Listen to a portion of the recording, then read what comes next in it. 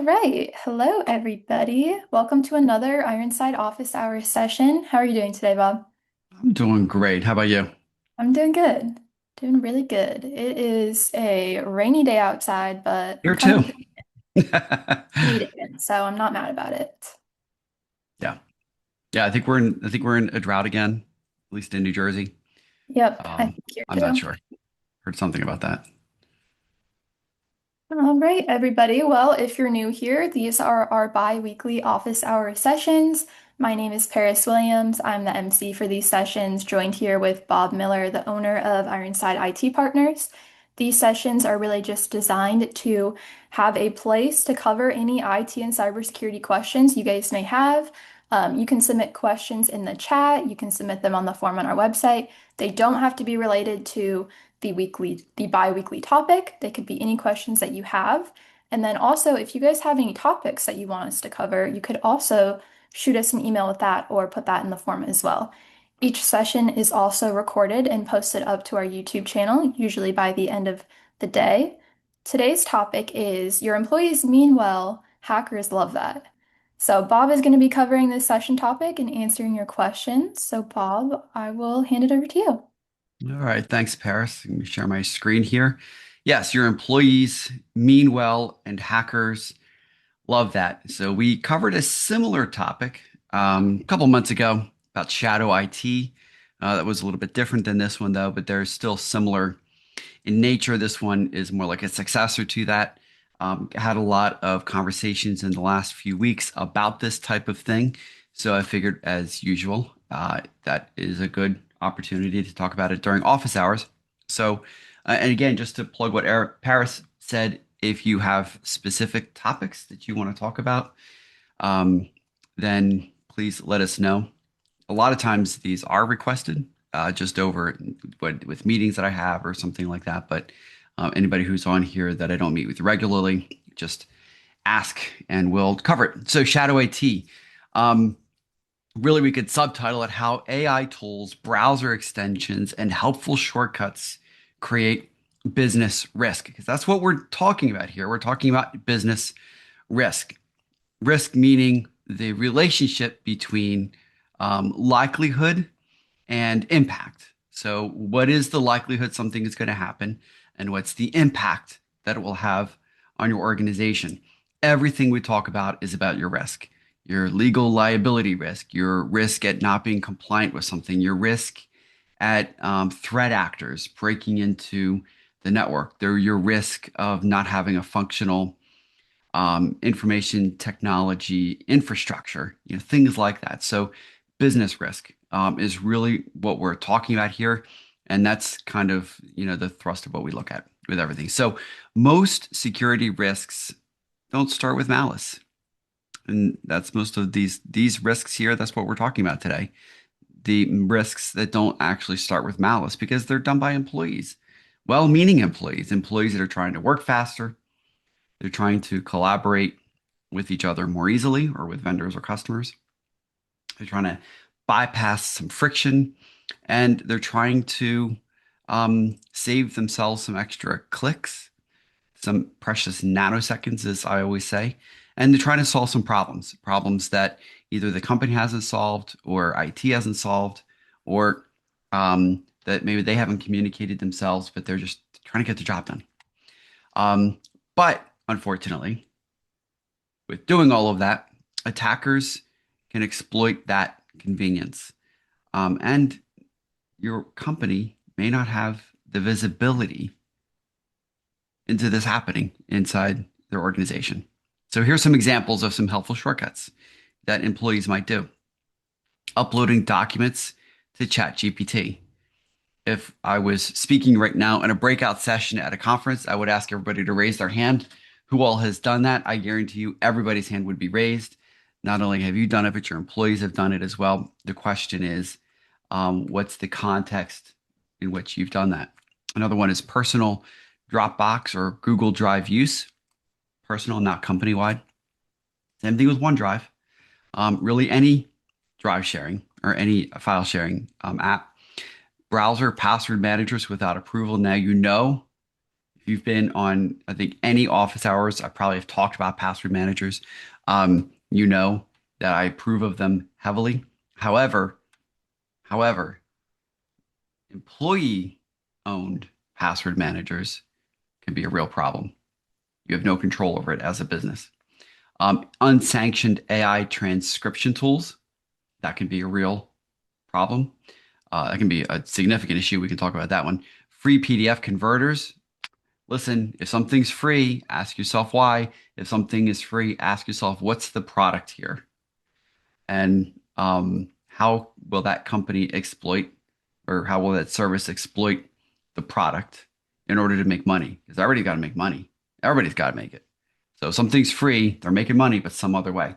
Ask yourself those questions.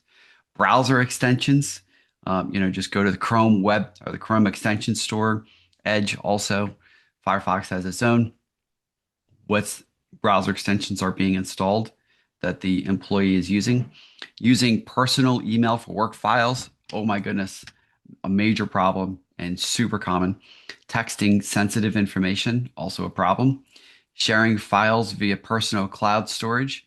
Unauthorized, oh my goodness, unauthorized remote access tools. Yeah, we see that a lot, unfortunately. And it's a real problem. So because now somebody can connect into your company's network on your company's property, um, and connect in from somewhere, home, who knows where, frankly, and that's kind of scary. So, how hackers exploit this behavior? Well, they could give an employee access to fake AI tools. Again, if it's free, nothing is actually free. If it is free, how are they making their money? Good questions. Ask those good questions. Malicious browser extensions. I mean, without some sort of controls, how do we know if the browser extensions are safe, even if they seem to be doing benign activities?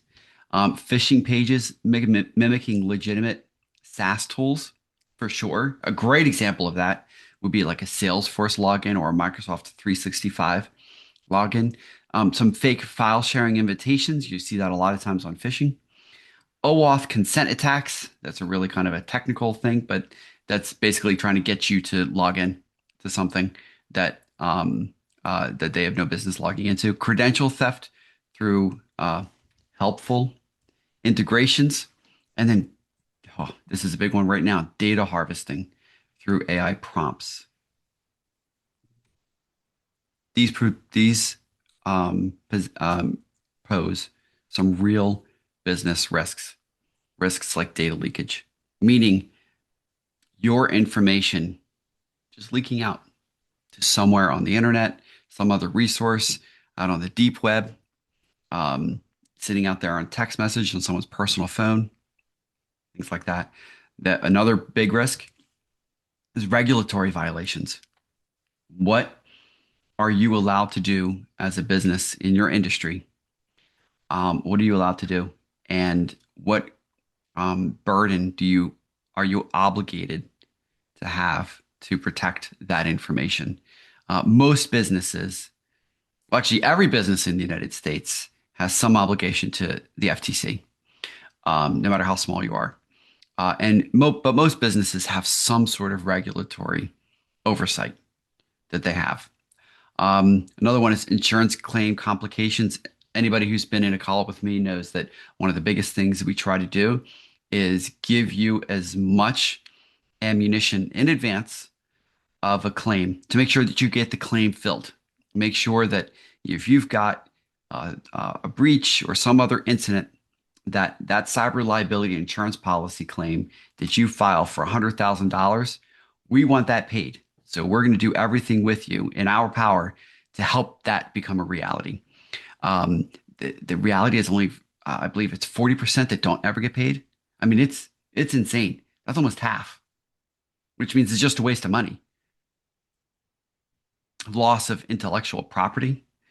Um, Obviously, that property can be through data leakage or theft can be compromised. Credential compromise, stealing of usernames and passwords, malware and ransomware, untracked third-party access, meaning that somebody has access into your systems Even if they're your SaaS applications like Salesforce or Microsoft 365 that might not be at your office, but they're still your systems.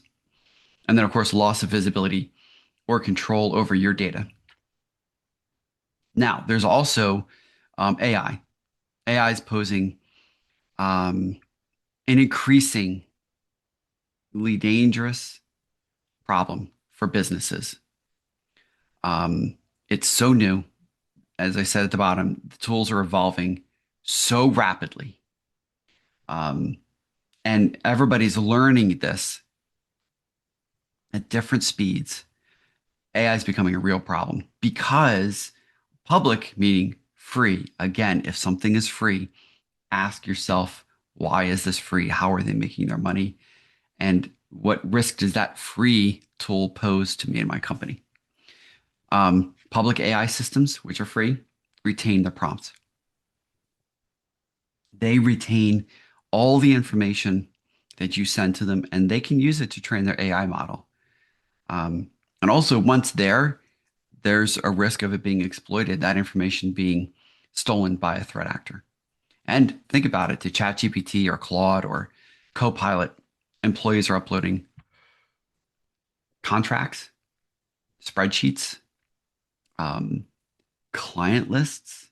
They're uploading source code if you do any kind of programming, financial information, internal procedures. And some companies like ours, internal procedures are like super valuable, and they're not something that even your competitors have. So you don't want those leaking out. Same thing with us. We've worked decades on our internal procedures, and there are some of the things that set us apart from other IT and cybersecurity firms. So we're super protective of those. But again, the point is that AI tools are evolving faster than policy. So what do? We have to accept that one, employees will seek convenience. That's their nature. They want to do their job. They want to do it efficiently, and they're doing their best. So we have to accept that this is the nature of having employees. And frankly, it's a good thing. But we also have to build some approved pathways so they can get to where they need to go in a safe way. For example, password managers. Um, if you don't offer a password manager to your employees, they're going to get their passwords saved somewhere. It could be in Google Chrome, Microsoft Edge, Firefox, which are very unsafe. It could be their own password manager, which is more safe, probably, but they own the passwords. And is that even legal in your industry? Like, is that even something that you could, that you could be in compliance with? Um, so, but even if that's not a consideration, you don't own the passwords then. The employee does. And if something happens to the employee, they leave, they become disgruntled, you could lose those passwords.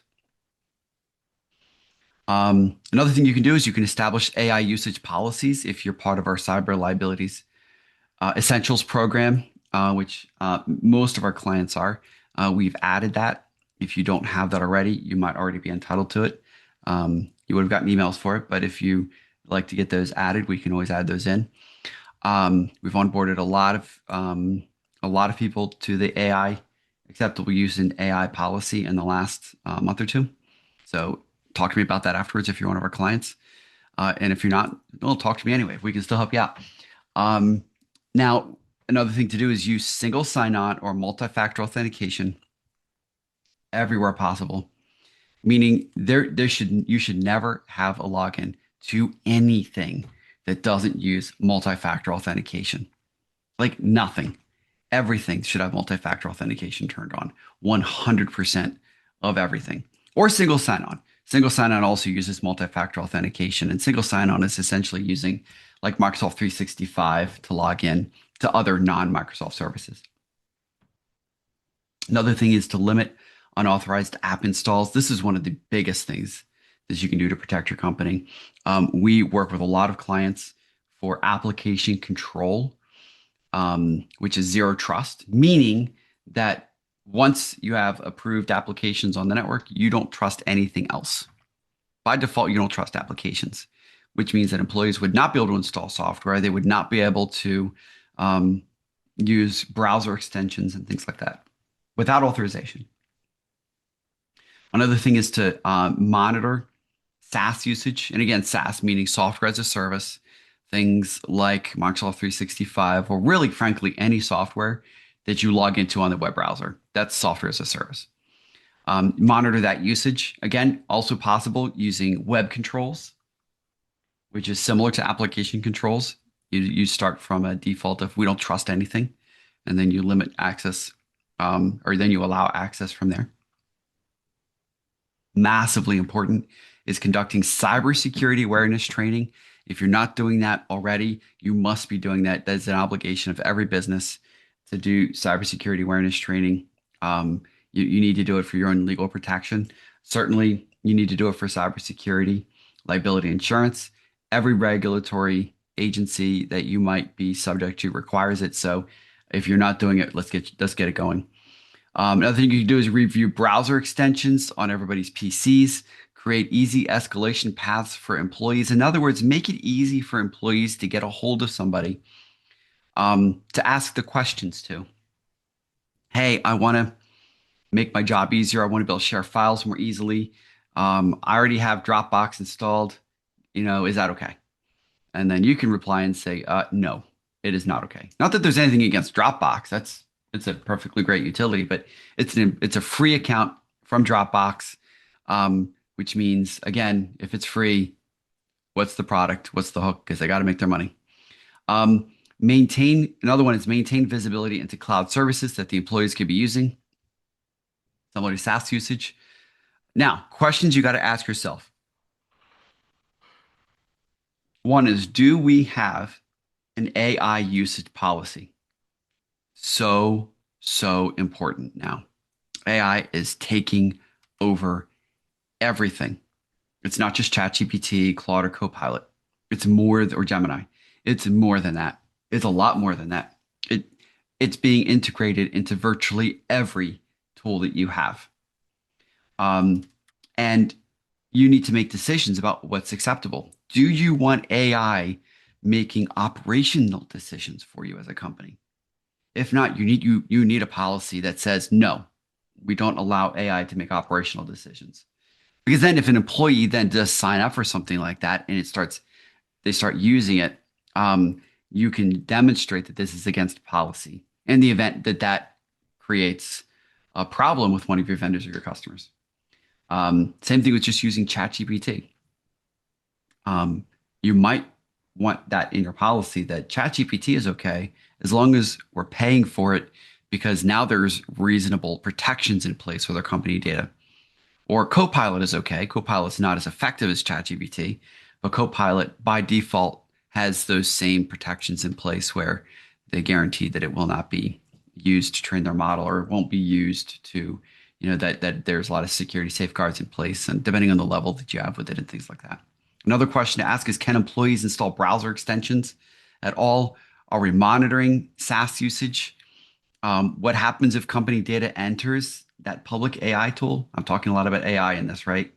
That's how important this is becoming. Another huge one to ask yourself is, can former employees still access third-party tools? If they've got their own password manager, yeah, they can still access those tools and log into things. And the big question, it's kind of fundamental, are we relying on employee honesty for security visibility? And it might not just be honesty, they might be very honest, but they're not technical. So are we relying on our employees' technical prowess for security visibility? Ask questions like that. Those are critical to protecting your organization.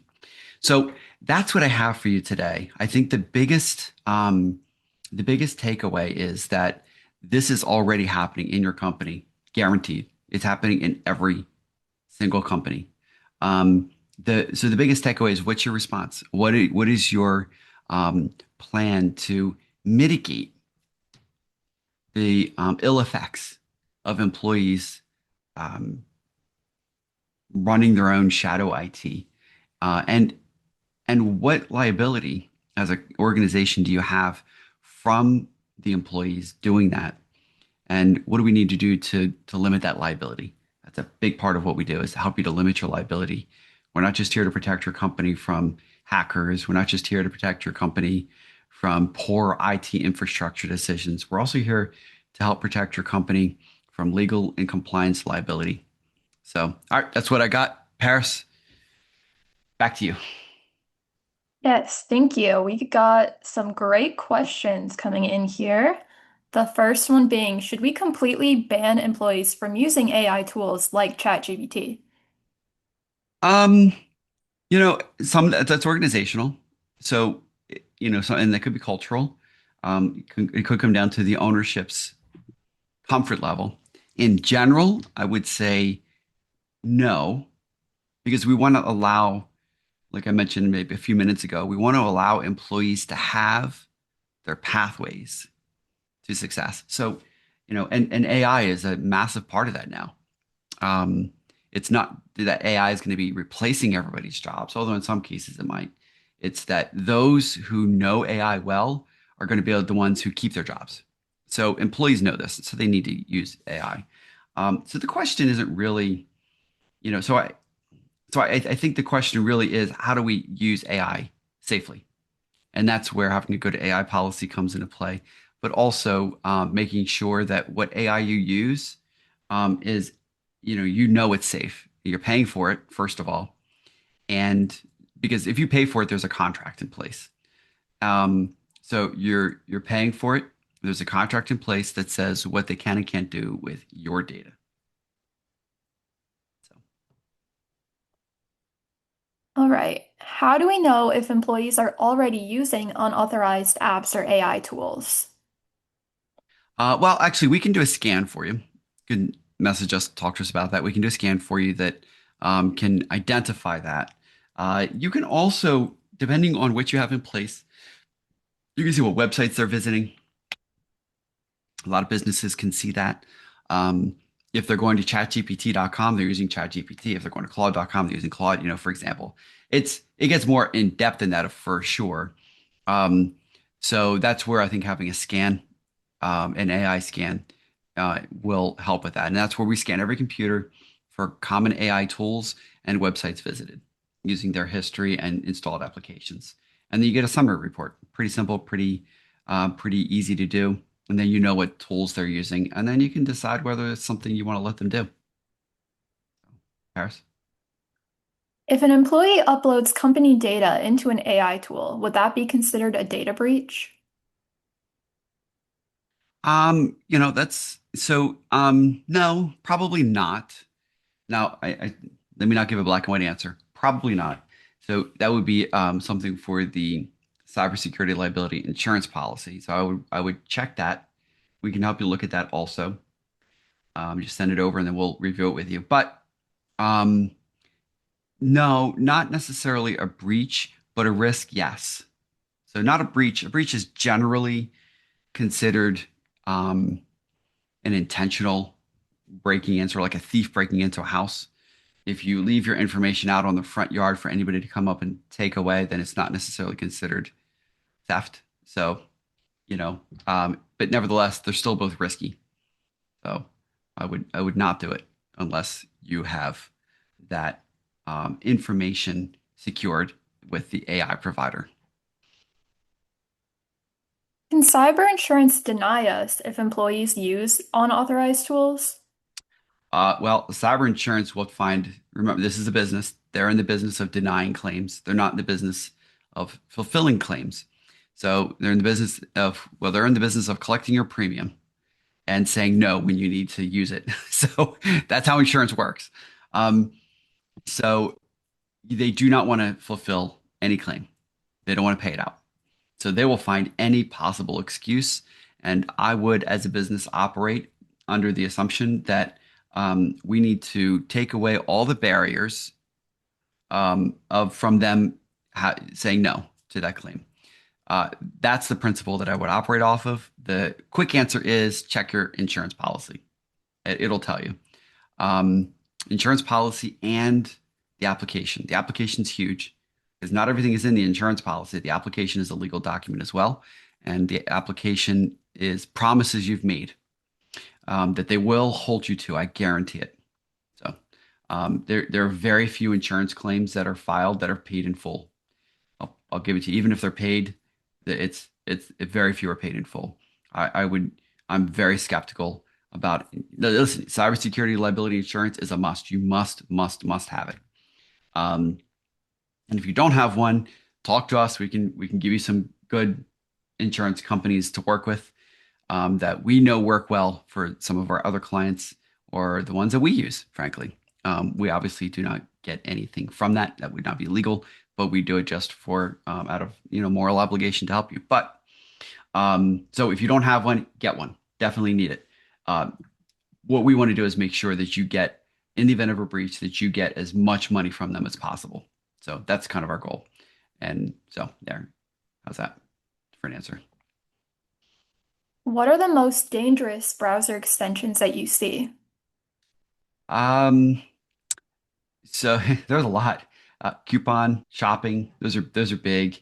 The ones where they kind of take over your browser and give you like a new bookmark tab at the bottom, um, bookmark bar at the bottom rather. Those are pretty bad. Anything that's obnoxious is really they're spying on you. A lot of these are spying on you, um, and collecting data so that they can sell it. Um, and they're bad, but it's not just those ones. It's the ones that are spying on you and not just selling your data for advertisers, but selling your data on the dark web. Um, and so there are a ton of them, and they come and go because and Google primarily, it's Google that runs most extensions that most browsers use.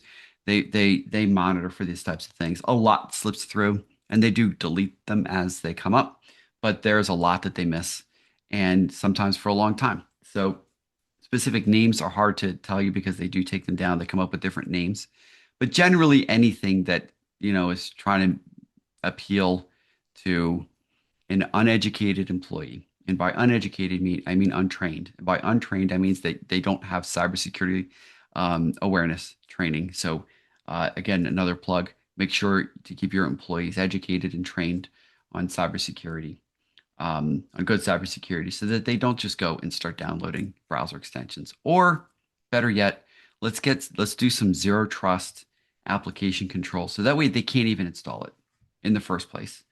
And that will help you significantly reduce the likelihood of any kind of breach because most breaches need software to be installed or scripts to be run.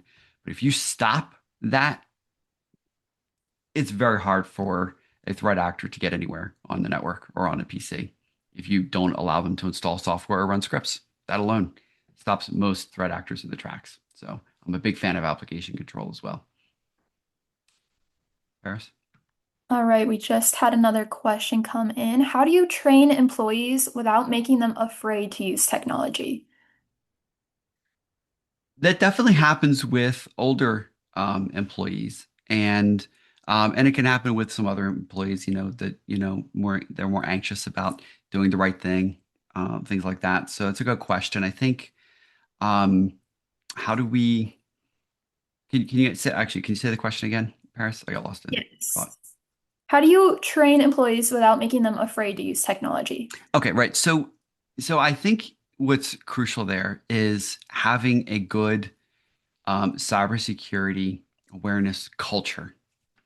And also, and part of that is just having a good culture, period. A culture where, like if you run a business and you got your thumb down on your employees all the time and yelling at them, and so they're gonna be scared no matter what it is that you do. But if you've got a culture where you work well together, you're open and collaborative, you make your employees feel safe to be heard and listened to, then in general, they're going to, and paired with cybersecurity awareness training, they're they're going to be pretty much okay with this. They might have a little bit of an anxiety response to doing certain things, but that's not necessarily bad. It just might mean they ask more questions about, hey, is this okay to do? And that's not a bad thing. I think it's better to have that kind of vigilance than it is to not. Um, so I think it really comes down to just responsible management and having a good company culture. And then just simply adding security awareness to it. Hey guys, I tell every client during onboarding, um, to tell your employees, listen, look, now we're doing password managers, we're doing security training, we're doing good email filtering, things like that. And you tell your employees, this is for the company's protection and yours too. So we're all working together here to have a good, safe work environment across the board. So that's what I would say. All right, that was our last question, and we're right at time, so that's going to conclude our Q&A portion. So, thank you everyone for joining Great. us today. Our next office hours session is going to be on May 20th. You can join using the same Zoom link that you used today. Feel free to send that Zoom link to anyone you think would benefit from attending the sessions. And reminder that if you have any topics you want us to cover, feel free to shoot us an email or fill out the form on our website. And we look forward to seeing everyone at the next session. Thanks, everyone. Bye.